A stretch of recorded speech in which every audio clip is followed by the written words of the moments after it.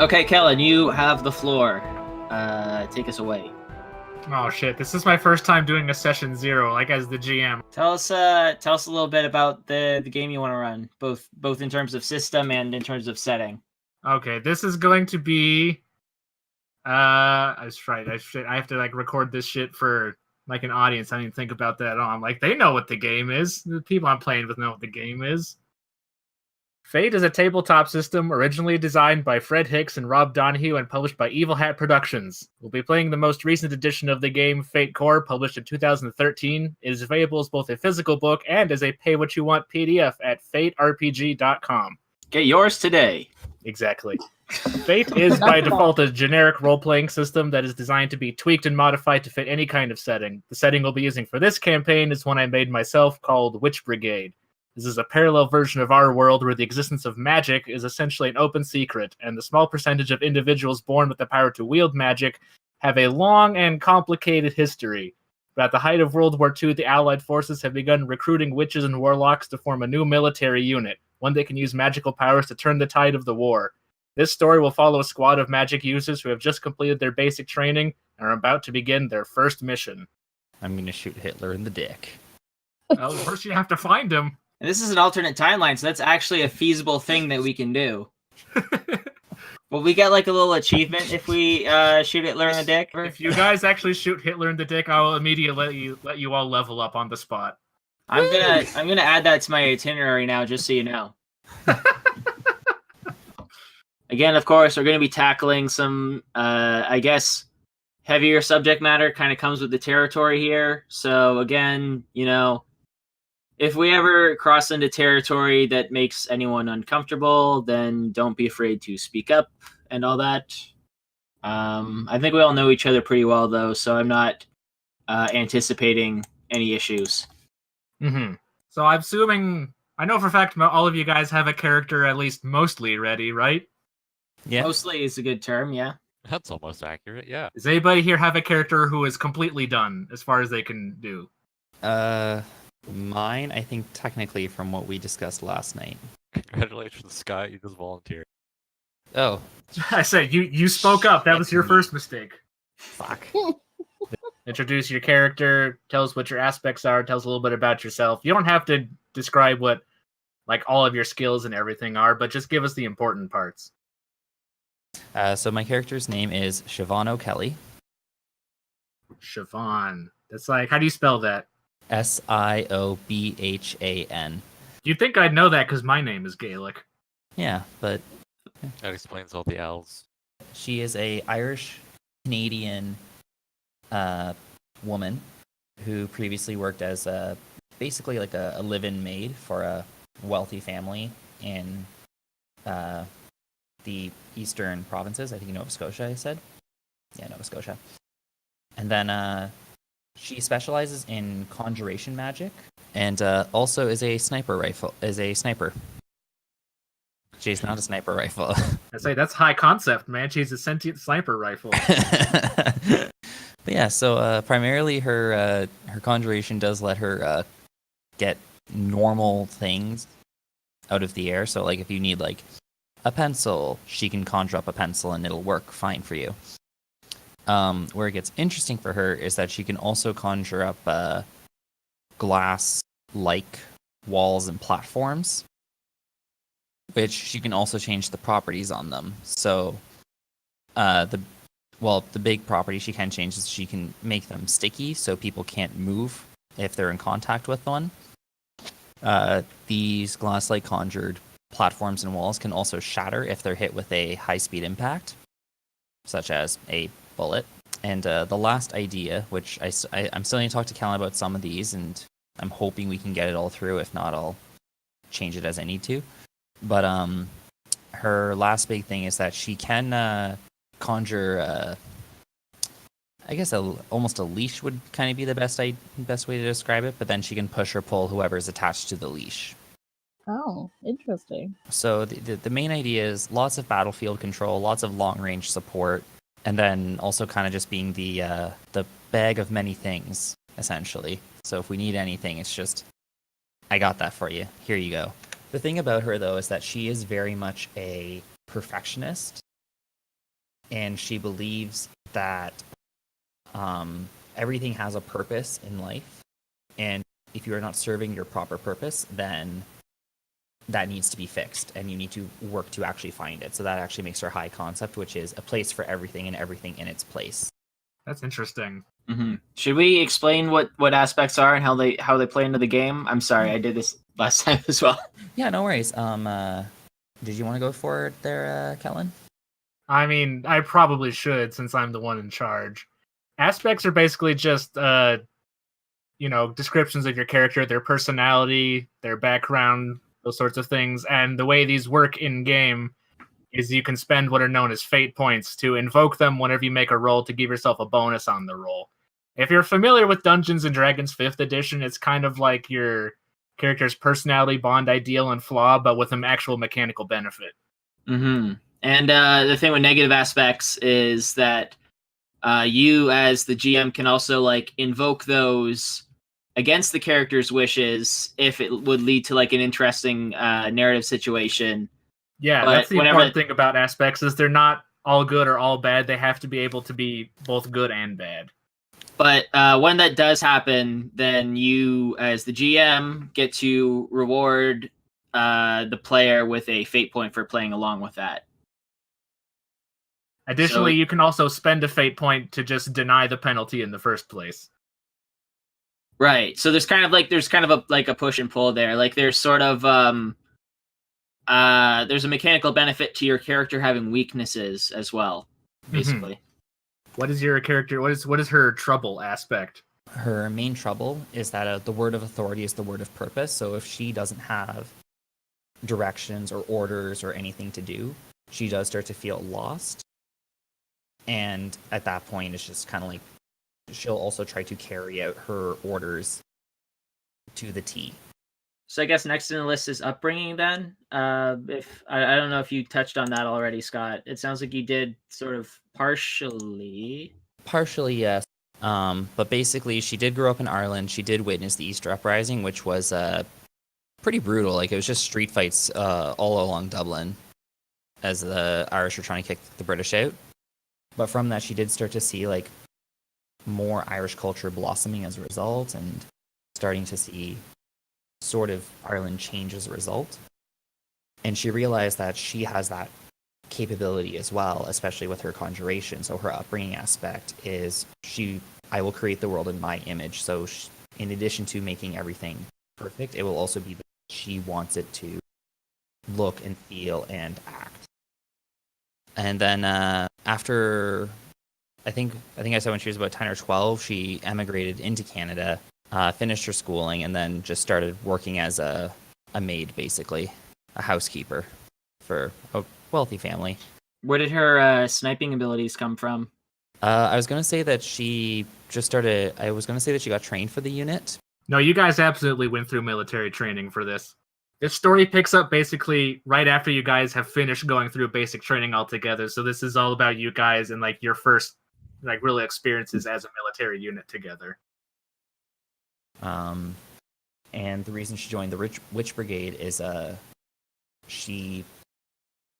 because she knows that she has a ability to plan, predict, and also be kind of a Swiss Army knife in terms of what she can conjure. She's decided I'll join and just try to help plan everything and make sure that everything's organized. So her call to arms aspect is perfect planning predicts perfect performance. And we don't have a bond aspect yet. Not yet, but you will soon. We will soon. Oh yeah, we should talk about gear as well, because Kellen, as part of sort of how you wanted us to structure our characters, we had to pick 3 specific pieces of gear for ourselves. You should go over that as well, because that's really cool. So every character has 3 pieces of equipment. They have their primary weapon, their sidearm, and their broomstick, which is every witch gets a special magical item they can use to fly, and I couldn't think of a better generic term than just calling it a broomstick. So everyone has a quote-unquote broomstick, but it does not actually have to be a broomstick as your quote-unquote broomstick. I like to think that in universe it would make sense if broomstick was like a slang term for any sort of like flying device as well, just because that's presumably what the first ones that were, enchanted in such a way were. That's true. We would have had flying broomsticks before we had planes in this world. Do you think like the Wright brothers, like when they tried to build their first airplane, they tried to make like broom shaped and like, I don't understand why this doesn't work, Orville? Maybe the Wright brothers were witches. Really makes you think. That's deep lore. I can neither confirm nor deny this. That might be for the sequel. Anyway, the equipment doesn't actually have any mechanical advantages or disadvantages to it. It's just going to kind of inform how you roleplay and what kind of actions you're going to be taking. Do you want to go over what you picked out for your gear? Sure. So, my primary weapon is a M19034A sniper rifle, which was the standard issue sniper rifle at the time. The secondary weapon is a S&W Victory model pistol, and the broomstick is a bracelet that was given to her by her mother. So is it that you can only sort of fly when you're wearing it, or? Yeah, so she does have to be wearing the bracelet, and it is going to be kind of like the Superman. Because it's literally like pulling you across the sky whenever you use it. Kind of, yeah. So you have the one hand up. That's great. I didn't even consider that. Yeah, so it does mean like I can't just, be hovering and then, take pot shots or whatever. I will have to actually like step down to use that hand again because it's going to be pulling me by my hand. Mm-hmm. So you couldn't really like fly and shoot at the same time or anything. Not really, and I feel like for sniping too, like if you think about it, sniper rifles you generally have to stay like very immobile for a good period of time. Yeah, it's not like in all the cool video games where you can just like 360 no scope somebody. But if you could 360 no scope, you absolutely should. Roll high enough and anything's possible. If you 360 no scope Hitler, you guys win the campaign immediately. What if we 360 no scope him in the dick? Yeah, I was gonna say. I mean, Well, then we'll just like fucking OP. we play this game again. You guys will have beaten it that thoroughly. Yeah, that's how we unlock Shenlong. You must 360 no scope Hitler in the dick to stand a chance. Is there anything else about your character you wish to share with us, Scott? I think that is everything. Okay. Does anyone want to go next? Jack, I think you have the most complete character after that. Would you like to go next? I think I do, yeah. Okay, so my character's name is Harmony DuPont.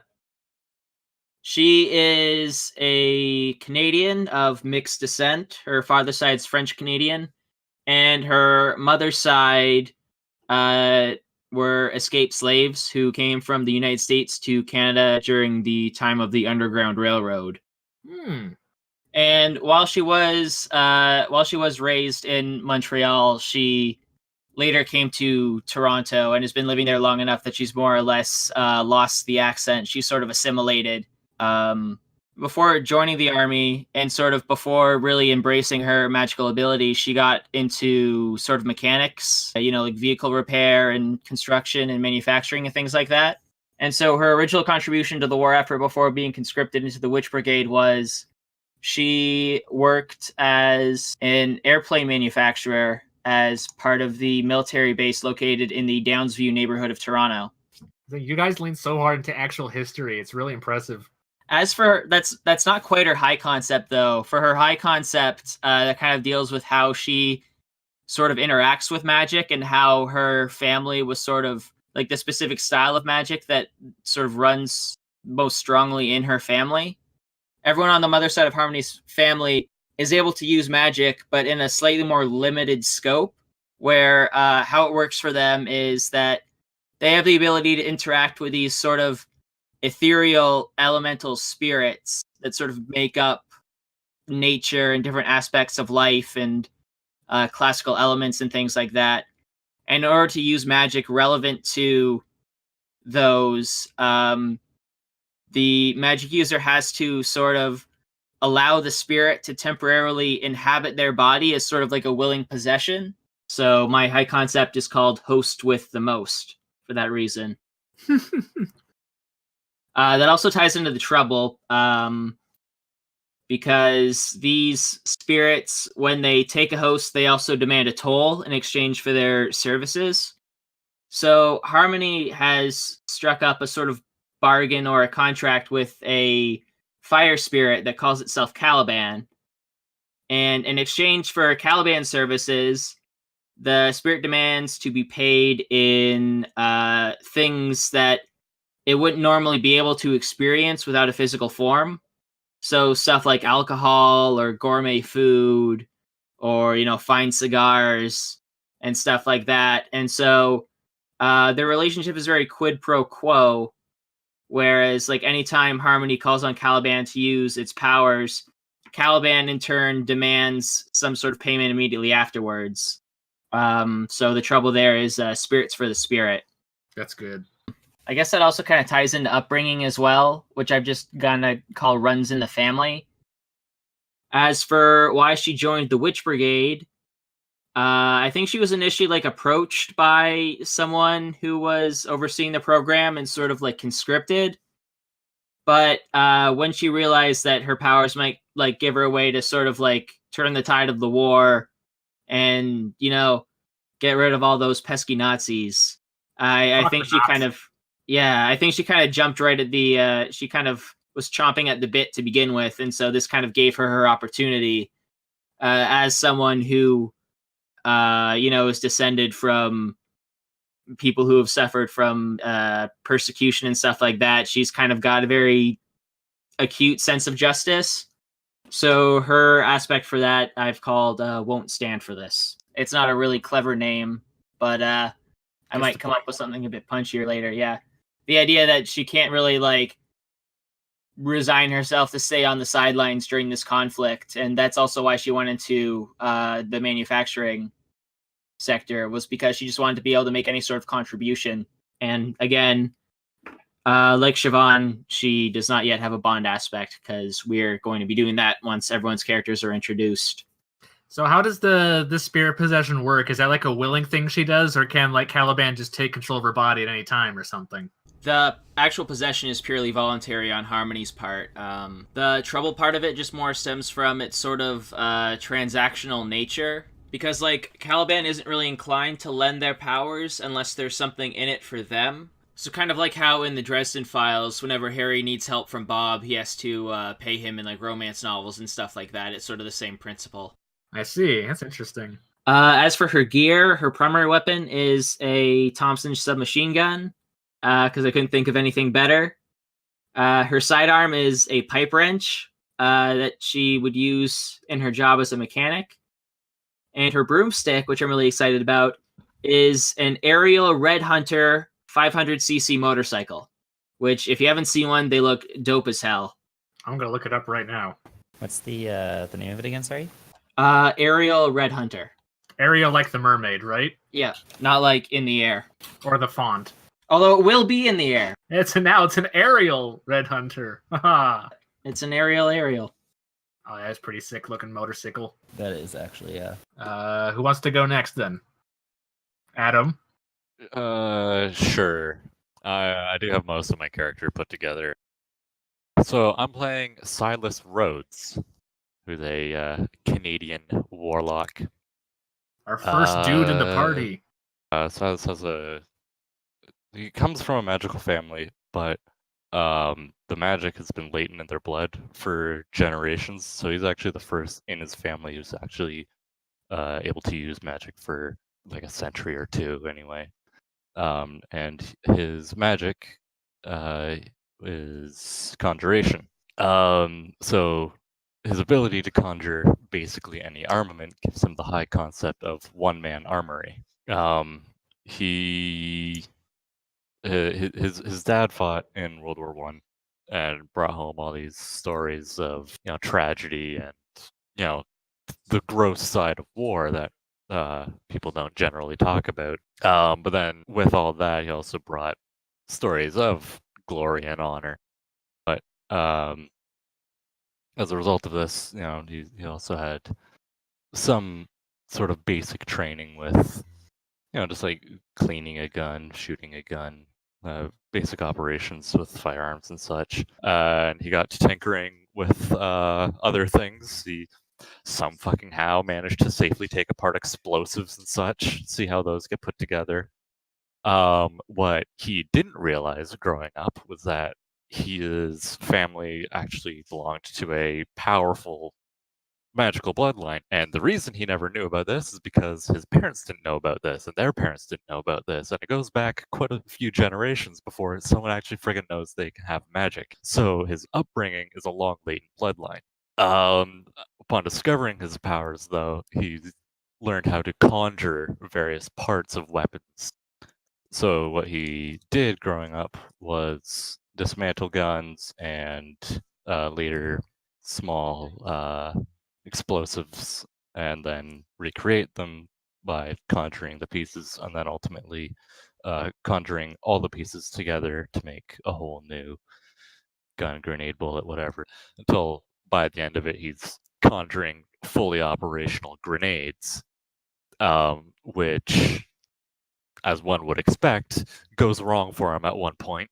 How? There was a mishap when he was doing his conjuring, and he created a very high yield explosive without any sort of safety mechanisms, and it detonated basically immediately. And some fucking how he survived. Don't ask me how. Magic. Magic, yeah, fuck you. So he survived the explosion, but it basically leveled his house and killed his family. So he was imprisoned for it and put on death row. Fun fact, Canada didn't get rid of death row, the capital punishment, to like the 60s or something. So, historically accurate. However, with the outbreak of World War II and Canada's involvement in it, he was given a deal where, on paper, the government would say he had been sentenced to death already, but in actuality, he would be sent overseas to serve whatever time he was going to have to serve in a war. It could have been a week and he gets shot in the head. It could have been years and he actually gets to come home with a new identity and live a new life entirely. So his trouble then is Dead Man Walking. And his what was the word to use? The call to action is sentence to serve, because that's how he's serving his time. Silas has black hair. He's, I guess at the time, maybe slightly above average height, 6 foot, 6'2". Not a very powerful build. Lean, some muscle, but nothing exceptional, and severe burns on the left side of his face. The whole play style I'm looking at here is if I'm in combat, I'm throwing grenades. You're like the world's most dangerous 3D printer. Basically. But yeah, everything I've made for this character is based around just throw grenades, and if I run out of grenades, make more grenades. So my primary weapon, on paper, I've put down the number 36M Mills bomb, which is a British hand grenade. His sidearm is a Browning high-power handgun, and his broomstick is a torpedo. Ah, you went with the torpedo after all. Yes. I did go with the torpedo. I did not go with a dismantled torpedo. Okay, important question. When he rides the torpedo, does he straddle it or does he ride it like a surfboard? Or does he do it like a pinup girl and lean back in a sexy pose? I was actually thinking more of the pinup girl. I think this does open up an interesting conversation, though, because it sounds like you and I both went for conjuration, Adam. But you both have wildly different applications. Right. One of us is conjuring for creation, the other is conjuring for destruction, almost. Well, I mean, they both are wildly useful. Oh, of course. But I also just wanted to ask Kellen, what is the upper limit of what we could do with conjuration? Because, like Adam said, for his character just now, he has to dismantle an item or an object to be able to conjure it, whereas I've just kind of said for my character, I can conjure it, but it might just be made out of like that glass-like material. Yeah, well, I'm figuring you're not going to be making complex structures out of glass. Like you said, you're making walls and maybe at most like a set of stairs, maybe. Yes. If I'm doing anything, I feel like it's the same rules apply. You understand the structure of stairs. Okay, but if I wanted to actually conjure out like a decent set of stairs or like an actual brick wall, then would that be something where I would have to take more time to actually construct the wall out of that material to the exact dimensions, or? Yeah, it'd either take more time or it'd just be a more difficult roll. Okay. I mean, I wanted to leave the magic skills kind of freeform so you guys could like play around with them and do a whole lot of stuff. But the flip side of that is like I'm kind of trusting you guys to not just fuck me over and get away with all kinds of bullshit because I didn't tell you no. I think it's good that we're all imposing Yes. our own limits Yeah. on ourselves. I feel like it's okay because I've played with you guys before and I trust you all to play fair with that. I don't know if there was anything else that I needed to cover here. I think you got it. So who's next? Allie, would you like to go next? Alrighty. Okay. So, for the record, my character's name is Guinevere Williams. And while I was listening to people chat about, I was able to write a description of her because it just kind of came to me. So, I'll just kind of read it. Guinevere is a trained assassin from New Zealand. From a young age, she explored shapeshifting and was able to move freely between human and animal form, as well as human-to-human appearances. She was thrown out by her family because they thought she was a freak, so she traveled the rolling hillsides of New Zealand looking for another home or someone to just accept her.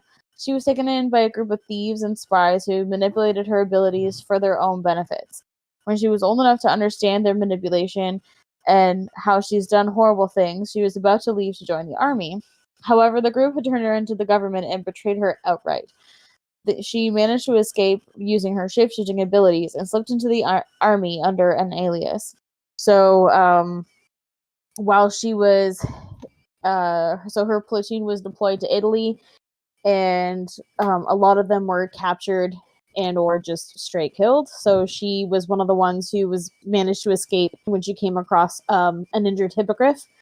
The hippogriff was badly wounded and nearly on the brink of death, and Guinevere saved the hippogriff, and then thus the two of them have formed the one thing that nobody else really has, which is a bond. And they don't really trust anybody but themselves. So her main ability is shapeshifting. Her high concept is espionage. Her trouble is she's very distrustful against others. Her upbringing was like a traveler / thief. Her call to duty was she ran away from home to save herself. And then her bond and her broomstick is a hippogriff, which she named Titan. Her primary weapon is the kukri blade. Kukri, I think? Yeah. Blade, and her second weapon is the German SA dagger. So that's basically her description. But then I wasn't sure about how many stunts I could have. So I have a couple that I would like to have, but we can finalize those here. Sure. As a clarification for those listening, stunts in the Fate system are comparable to feats in D&D and Pathfinder. They're basically just special traits that change the way that player characters can use certain skills. So how many stunts am I allowed to have to begin with? You get 3 stunts. Well, I want to definitely have shapeshifting the favorite form, because I think that would be necessary, considering it's my greatest skill. Mm-hmm. I was debating on having recon as both eavesdropper and photographic memory, but I'm thinking, because I think I need photographic memory in order to... No, wait. I think I need eavesdropper to get photographic memory, right? Yeah, let me pull up the primer again.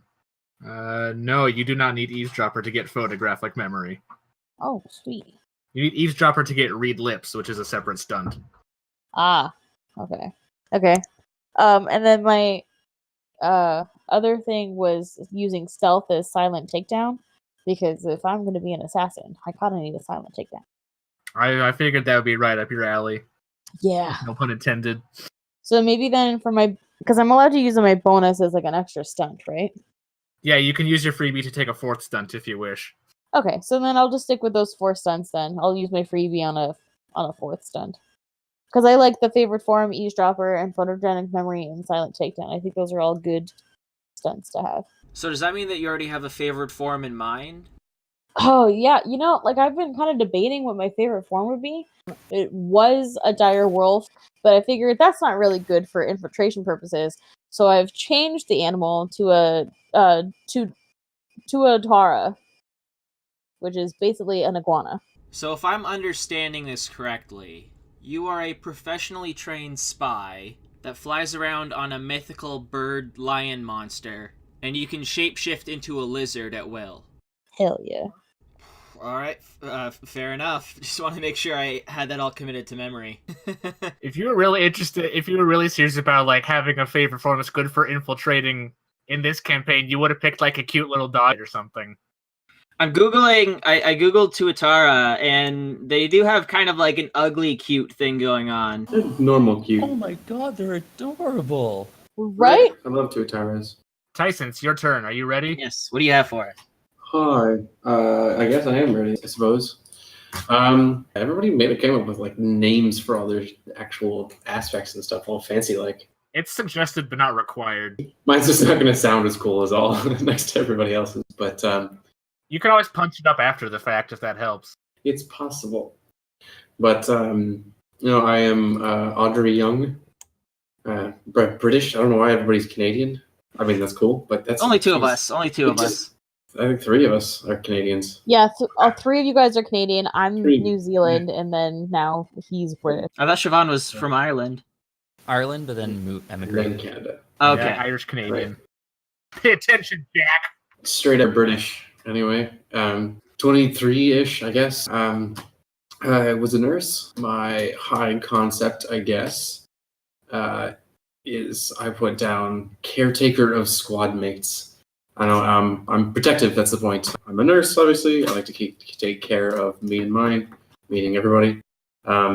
Mostly, what I will be doing is enchantment. Is my big one. Is what I really like to do.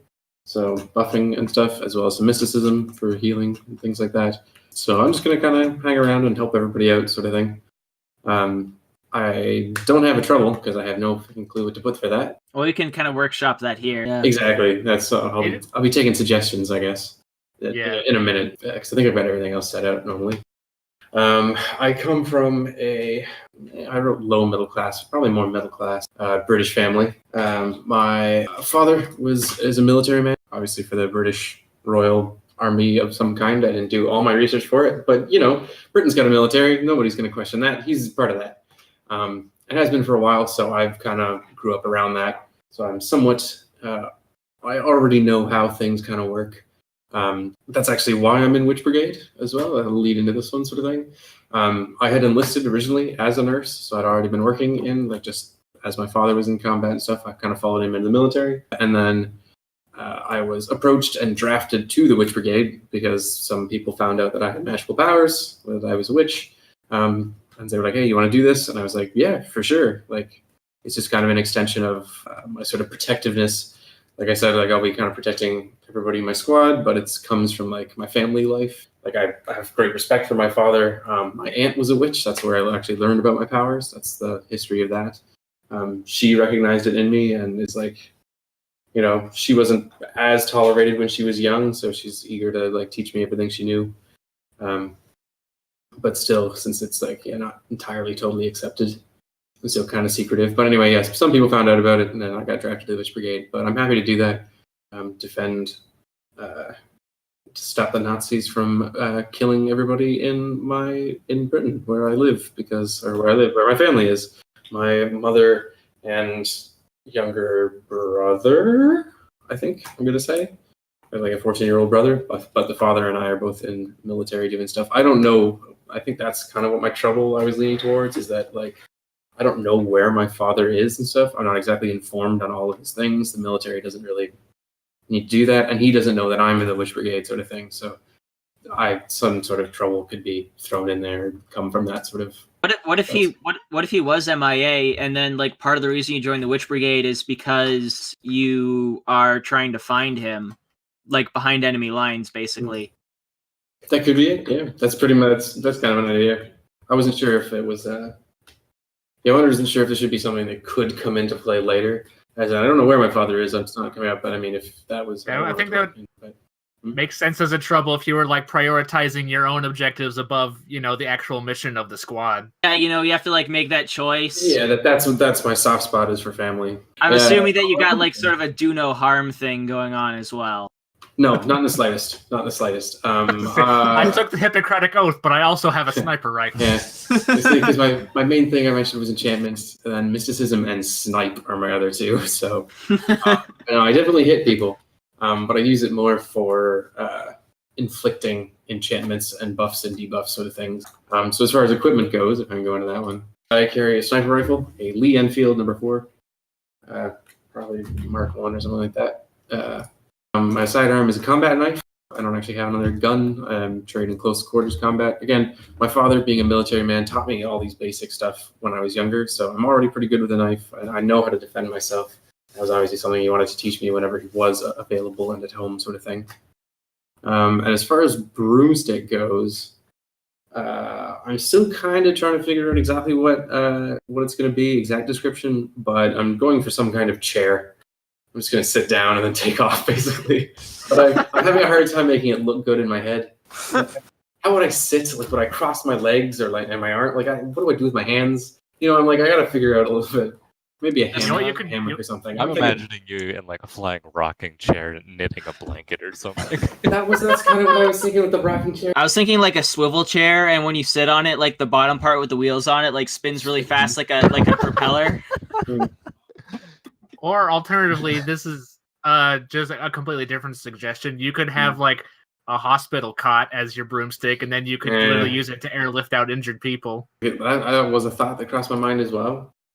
But I don't think I'll be using it as a cot sort of thing. I have magic. I'll just heal you there. I don't need to move people around. I'd be riding it myself more often, I think. But I don't know how often we use our brooms in the actual scene to scene, episode to episode, as we'll go. Remains to be seen. Exactly. But I mean, Silas is gonna feel like a big dummy when he has to straddle a torpedo, and you get to lie down in bed while you're flying. Yeah, well, that's what I'm thinking. Maybe just like I lay down on my torpedo. So I was thinking maybe more of like a beach chair, like a slightly reclining, but like an older sort of, I don't know. I'm still fiddling with it, but some sort of thing I can kind of sit down and just hang out on. Yeah. Sort of thing. Whatever sounds fun to you. Exactly, yeah. So like at this point the description is chair of some kind.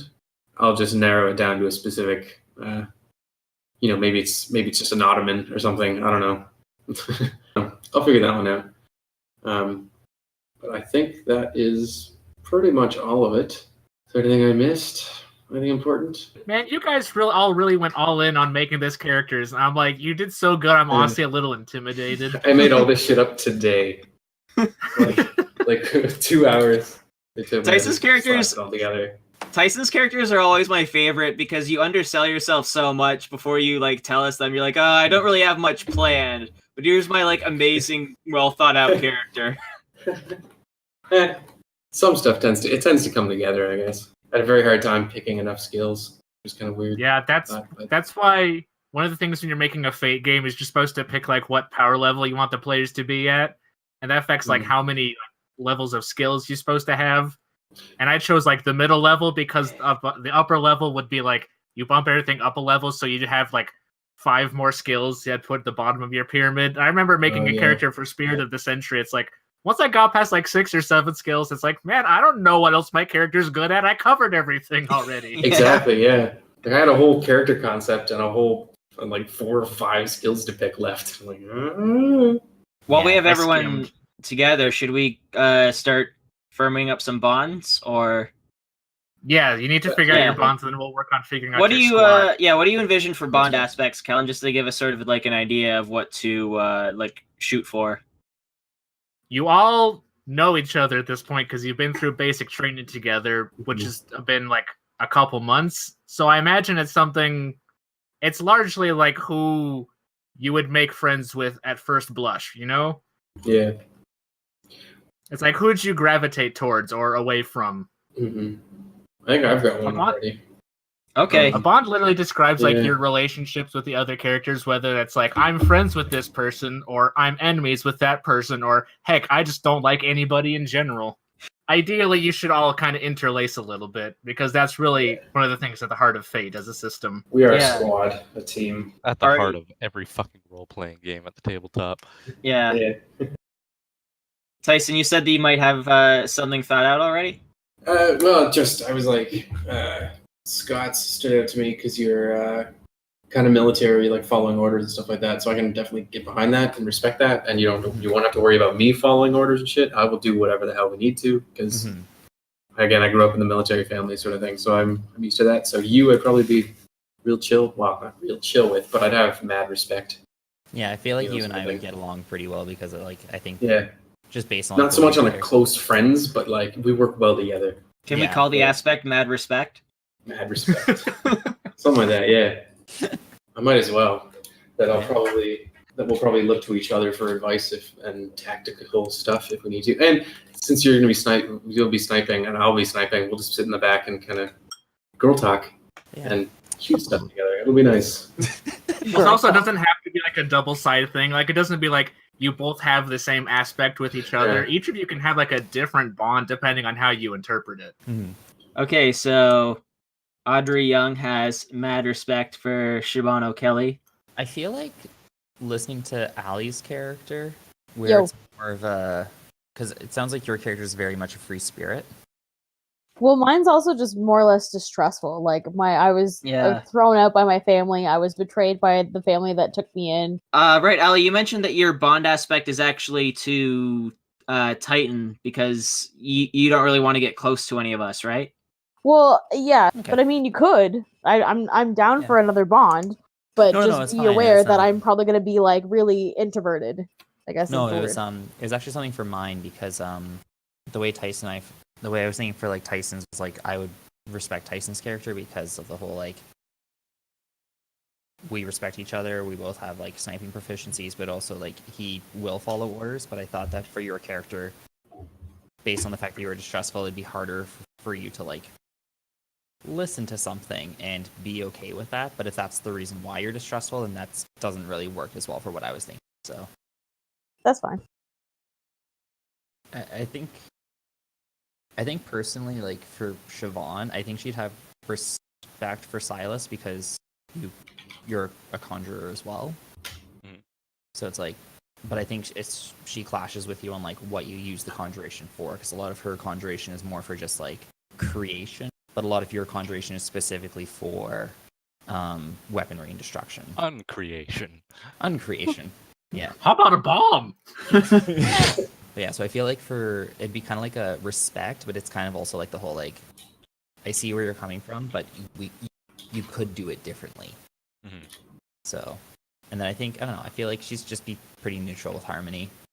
Okay. Adam, is it like public knowledge that your character is a death row inmate, or do you keep that hidden? I mean, I don't really go off about it, but I mean, it's just. Do you think the rest of the squad would know? That sounds like something that maybe. Yeah, I mean, there's no reason for them to not know about it. Just seems like we all would have gotten briefed on each other or something at the beginning. I'm assuming Yeah. everybody's bad shit got dragged up real quick to make us all bond, sort of. You know, it was some sort of military boot camp for a little bit. It was probably. So, Scott, what were you going with for your bond specifically? I was almost thinking like just sisters in sniping with Audrey. I was alliterative, so I like it already. Yeah. So just kind of like because both of us are snipers and both of us I think would have like I feel like our personalities based on just the way the character sounded would mesh well together. So it's like I could work with that. And then I think the only other bond I would have is respect for the art with Silas, where it's like I respect he's a conjurer, but I'm not sure if I can have two or not. But that's sort of like my two ideas. No, you only get one aspect for that. You don't have to have the same mad respect for me. That's just mine. Right. They don't have to go both ways. No, it does not. Yeah. Well, like it's still like I respect you, but it's not. Yeah. But it doesn't have to be your bond. You know? You're just saying you don't have to have the same one for him that he has for you, but if you feel that's the only thing that makes sense, then there's no reason to not go with that. Yeah. You know what? I will do mad respect with I'll do mad respect with Tyson. Respect. Mad respect. Bond aspect with Audrey Young. Okay. I think I have an idea for Harmony's bond. But Ali, I'll ask you if you're okay with this. Sure. I kind of like the idea that Harmony just like fucking hates Titan, and Titan also hates Harmony. Like she sees him as just like this filthy animal, and like Titan just kind of like picks up on that, and so like Titan goes out of his way to be like especially rude to Harmony as well. Oh, my motorcycle is so much better than that, dirty beast. Why would anyone want to ride an animal when you got like a clean burning machine like this? I could run with that, but that doesn't mean it's not going to shit on the motorcycle at some point. Yeah, no, that's fair. I'm going to call this bond allergic to hippogriffs. Allergic to Okay. Yep. There it is. I'm kind of characterizing Harmony as a bit of a snob. That's fine. She sounds like one. The host with the most, already a snub. Like, who hasn't assigned a bond yet? Is it just Silas? I think it's just me. Adam, I think you need one. Yeah. I have an idea for it. I've basically just been quiet while I'm trying to fucking find a name for it. Because the name I wanted to use would be probably from a metal band. Where was it? That one might work. So my bond would be, I don't know if Kellen would allow it, but to everyone in the brigade, as long as I'm keeping you alive, because I'm already legally dead. That's a mouthful. Could you repeat that? Sorry, actually. My bond would be to everybody to keep them all alive since I'm already dead. Okay. Interesting. What does that mean exactly? It sounds like he's kind of like self-sacrificing, Okay. Like he's kind of putting everyone else's safety above his own. Because if we're not around, he has no. Yeah. Basically, he's dead. Yeah. There's a big debt / responsibility sort of thing going on. Basically, the way I see it, the way Silas would see it, is like they're just sending a John Doe into war. If he dies, no one gives a shit because he's already dead. Whereas you all have fucking families and homes to return to. Silas has nothing anymore other than a promise that maybe things will get better. I like it. Yeah. Actually, yeah. So, I think that brings us into our squad information. Kellen, why don't you brief us on that? So squad, making your squad is something that's a little bit outside of the Fate core rules, but it's mentioned in like additional game building materials. Your squad has like its own aspects and its own skills, but it basically applies to all of you, the entire squad. So you all need to collectively work together to build your squad almost as you would a character. That's going to involve coming up with a name for your squad. You need to come up with a high concept and trouble aspects for your squad. And then you need to rank a couple of skills for your squad. But let's start with the name. Can we do the name last? That's usually the hardest part. Yeah. No. We can mull them over as we go. Yeah. no. Yeah, That's fine. I mean, we might reach some decisions here that inform our choice in name. So, Yeah. That's true. Yeah. All right. Then we want to move on to aspects. Sure. One high concept and one treble. One triple. Can our trouble be triples? That's our issue. Is the entire time. roll for tribbles. Keep showing up and multiplying rapidly. In choosing our high concept, do we also choose sort of like, will that inform what sort of missions we're sent on, or? For the sake of this campaign, no, because I already have the story planned. Yeah. Okay. It's like our own it's a player's high concept, same sort of thing. Like, how does everyone else in the army see you as a group? Like, are you guys rebels? Are you loose cannons who don't play by the rules? Are we a tightly formed unit? Are we Avengers? Are we famous? Are we not? Yeah. What are we? I mean, this Witch Brigade is sort of like the first of its kind in this universe, right? Mm-hmm. So Nothing like this has been done before. Yeah. I imagine the rest of I imagine the rest of the military that we're affiliated with. I imagine that they probably regard us with like a little bit of trepidation. Well, are we even well known? Widely, Yeah. widely known fact in the military that we exist? Or are we more like a secret? Yeah. This is a public thing. Like Cool. The idea is for you to be integrated into the army at large, but you're not quite there yet, since you're like you guys said, this is the first time this has happened, and you're very fresh at this. So more Captain America, less creature commandos. Yeah, but that'd be a good trouble aspect. Is that we're always in the public eye.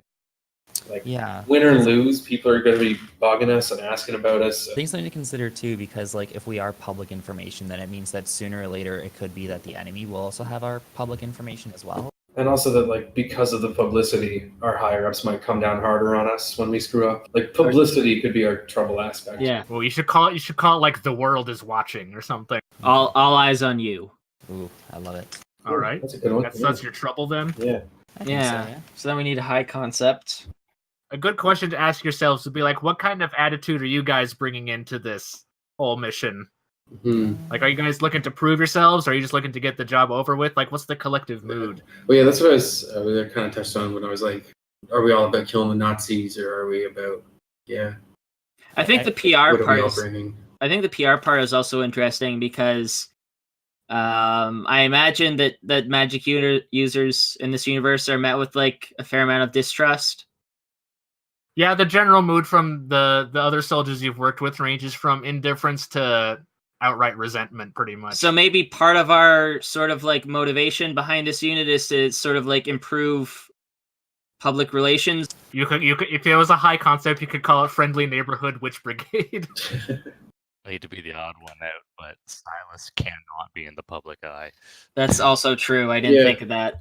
Not that our names and stuff will be released to the public, but general what we're doing, how well we're going. I mean, the other thing we could do is we can always just say our high concept is to 360 no-scope Hitler in the dick. Yeah, I'm down with that. Can we make that a little more concise? I mean, Operation Schnitzel sniping.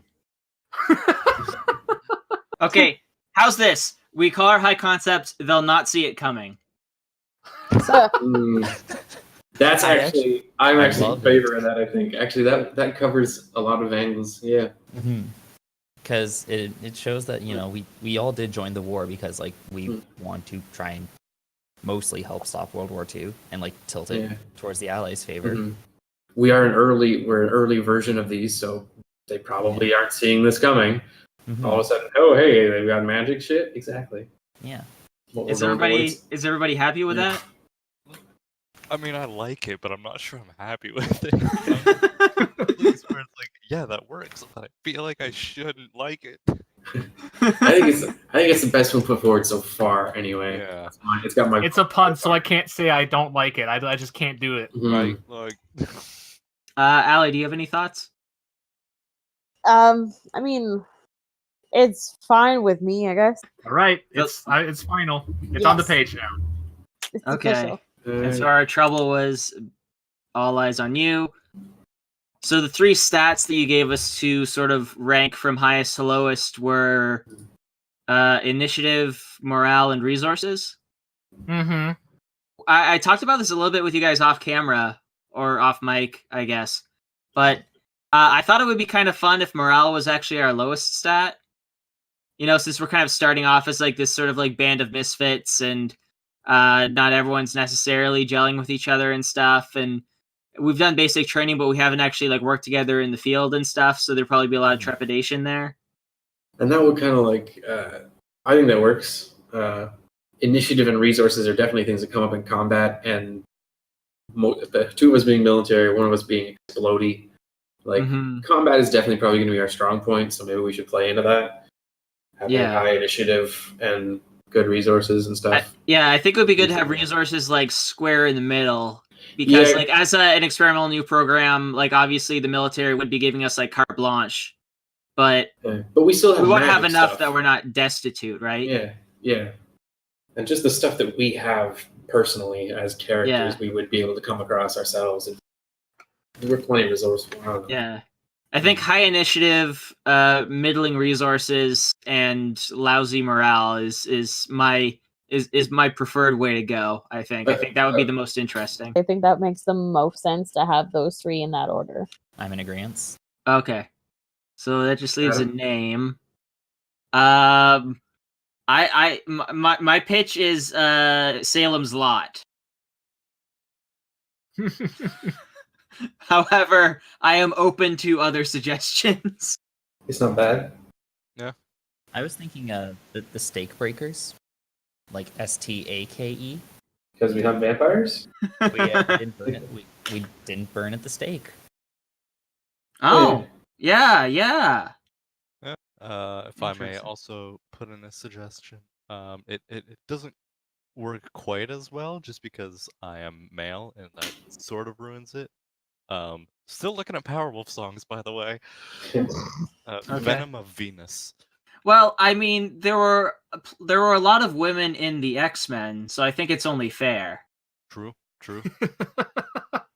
Like Deadpool was right. They should have called it the X People.